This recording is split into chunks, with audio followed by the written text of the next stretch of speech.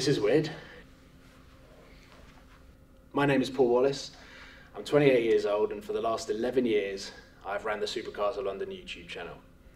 In December 2014, I was involved in a major car accident, which involved 3 cars, all written off. I was just south of Calais. Myself, my girlfriend, my sister, my 2-year-old nephew at the time was in one car, my mum, brother, and his girlfriend in another car. Both of those cars were written off. A car slammed into the back of us at 40 miles an hour. And the aftermath of that meant that I couldn't exercise, I couldn't play football, couldn't play tennis, and I couldn't really live away from YouTube how I had been living in the past.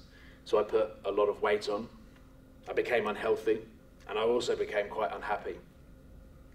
And 18 months ago, I realized that I needed to make a change. And over the last 5 years, I've worked with Michelin around Goodwood Festival of Speed, and we wanted to do something different. So we sat around tables, we brainstormed, and I was on my fitness journey to get healthier, happier, physically and mentally. And Michelin's infinite striving to achieve optimal performance and endurance struck a chord with me, because I wanted to push myself. I wanted to get to a level of performance I'd never got to before, and I wanted to get to a level of endurance that I never got to before. And long-lasting performance, and Michelin's tagline of the last mile is just as important as the first mile, really made me create this series, a 4-part special sharing my journey, but also comparing it to Michelin's journey. And I promise what you are about to see is some of the best content I have ever shot. And well, there is a challenge at the end, which at the moment I still don't know. But I'm going to be pushing myself through barriers and pushing myself through boundaries that I've never gone before. And with the help of Michelin, we're going to see just where my performance and endurance stops. Over the next 4 weeks, every Sunday leading up till Christmas, we are dropping each Michelin episode, offering something different, from Bugatti Chirons to flying 200-mile-an-hour planes on Michelin tyres, with a challenge at the end set by Michelin's brand ambassador and good friend, Ollie Webb. Here we are then, winter 2019, down at the home of British motor racing, where behind me I've got Michelin's brand new Porsche 911 992. And for the next 4 weeks, I'm going to take you guys on a journey as I go on a quest to find my own peak performance and endurance. But also, I'm going to be delving deeper into the story of Michelin and how they are on a quest for long-lasting performance with their tyres. We start at Silverstone because I'm meeting up with none other than Mr. Oliver Webb, World Endurance Championship racing driver, and he is going to take me through my paces to see whether I've got what it takes to be a racing driver. Because there is not just racing that takes place, this is just the tip of the iceberg. I'm going to be in the gym, I'm going to be in the simulator, and I'm going to be living life for the next 24 hours as a racing driver.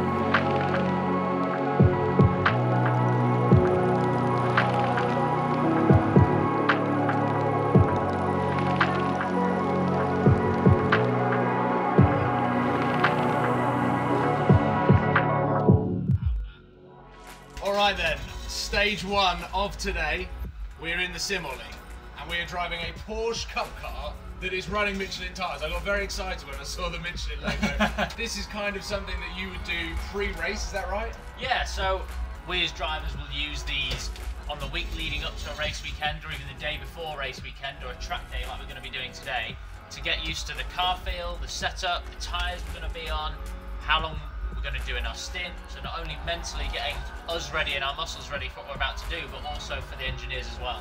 Okay, well, we've been on here for about 5 minutes, and I can already feel like I'm slowly getting to grips with the feel of the car. It is scary like real life, but obviously with the zero danger. Yeah, so it allows you to push a bit more. Yeah.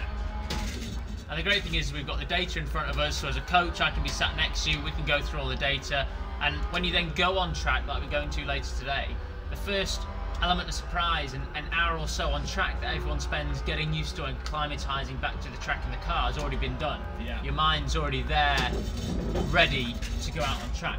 The downside is obviously it's mentally quite draining. being on the simulator, because you're having to focus so much because you're missing that movement from your body, so your mind's having to compensate for that. So it is quite mentally exhausting, and we're going to be doing the gym and the sim today to kind of build us up into what we would be doing before race weekend, and then head into the track. So you're going to get the full whammy all in one day. My first mistake of the day, I started to get comfortable, and Ollie recognised that and started to give me tips lap by lap to make incremental changes so that I could get faster and faster. This is a mindset that a lot of endurance racers have, just so that they can keep the consistency over a long period of time.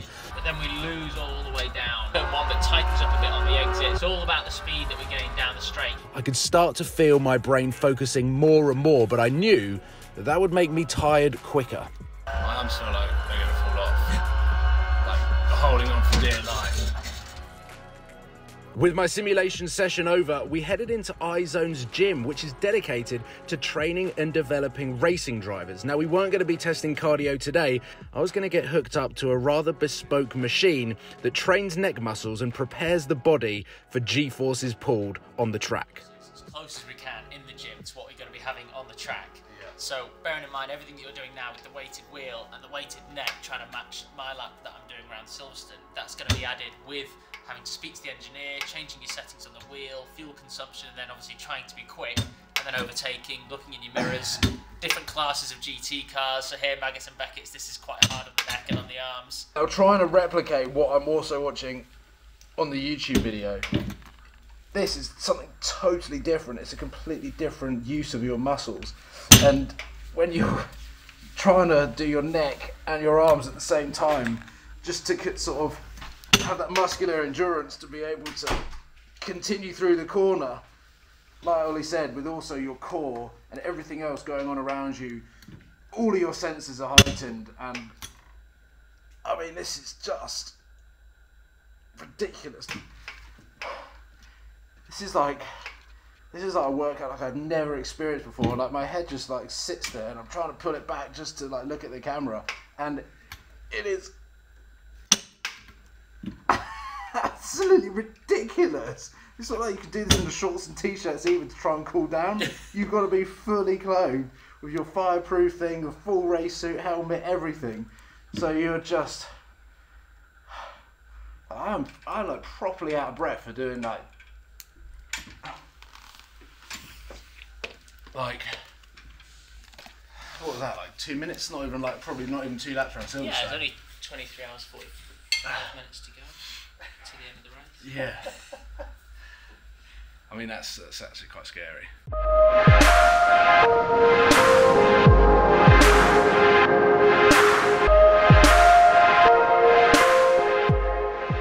We've done the weight training so you'd be on track, feeling the G-forces. We've done the reaction time, which you were way too good at. Now we're going to go and do the real thing. That was the only thing I was good at. Not true, you were very good on the sim. Right, yeah. I mean, I literally feel like this has been, the last few hours, as if I'm a racing driver, which is so cool, but at the same time, incredibly stressful and also taxing on the body. Like my neck is like, yeah, I can't believe that those, and that was like a lightweight. I feel like my endurance needs to come right up because I've had one 6 AM start and I'm already tired. They're always the hardest.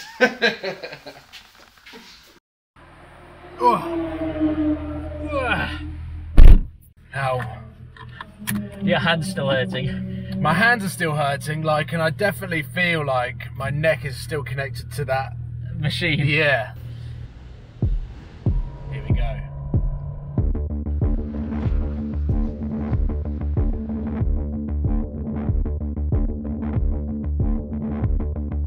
Oh, here we go.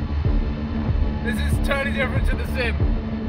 Like, there's just different to the sim. Yeah, this is terrifying.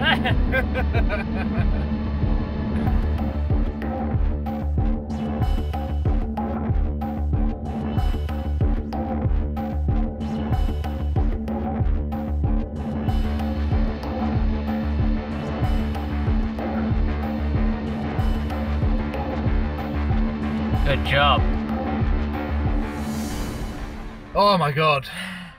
I genuinely cannot believe how mentally draining that is. Like, the sim and gym, but it's just general day-to-day life in between doing these activities. I feel like my brain is now probably 20% battery life left. I can barely string a sentence together, and I wanna know how far you've pushed your own performance and endurance, because obviously over the next 4 weeks I'm going to be exploring my own. You do this day in, day out. You've done World Endurance Championship, you've done Le Mans. Like, is there a story that you've never told before that has like pushed your endurance to a level that you're like, I can't believe my body has just taken that? There is actually a Le Mans that I did a few years ago. The team still don't know this, by the way, if you're watching. Okay.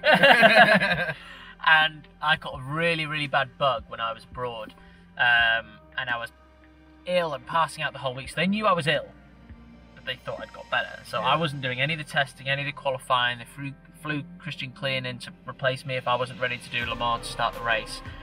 I was getting blood tests in hospital. I was passing out. My battery level started at Le Mans at like 5%.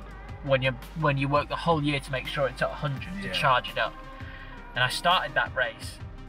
I remember fighting with Nathaniel Berthon in the LMP2 class and fighting up at the front in 3rd and 4th spot there.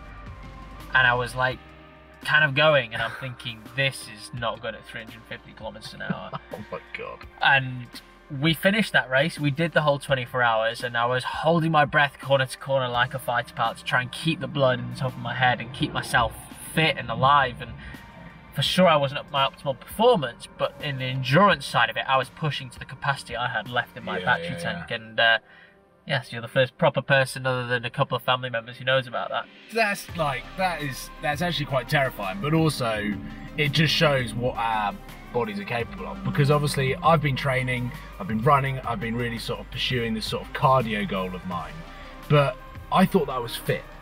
But after today, one early start and one not very good night's sleep, and all of a sudden it's like 1 PM. I'm like, oh, I kind of want to relax a little bit. It's literally been like a whirlwind 12 hours that we've done here. If you want to, I don't know, go for a walk, get some food. I feel like I need some energy source from somewhere, but I need to put my heated seat on. I'm going to get the ignition on. Well, no, before you relax too quickly, I got a text earlier on, just before we went out on track actually, and it was from Michelin, and I've got you another challenge. Oh, this is it? Yeah. So no more relaxing, because you've got to get straight in the right headspace. So do you want to know what it is? Yeah, all right.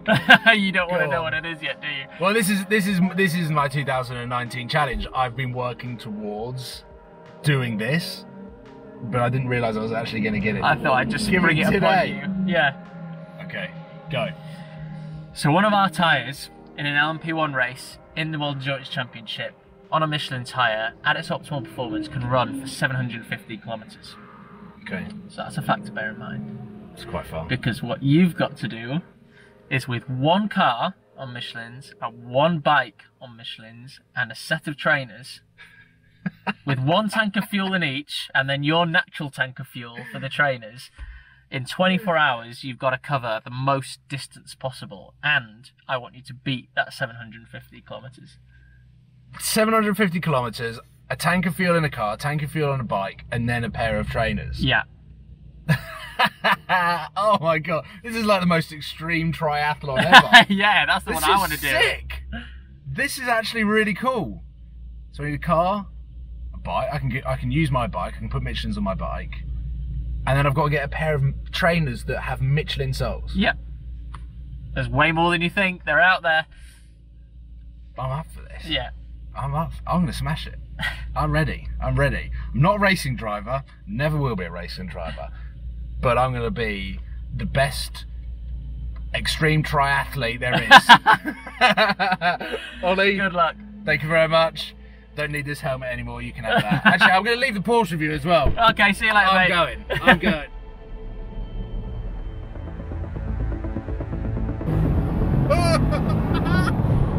Oh my God. Telegraph Alpha correct, start approved. You're flying a plane. Yeah. This is just silly.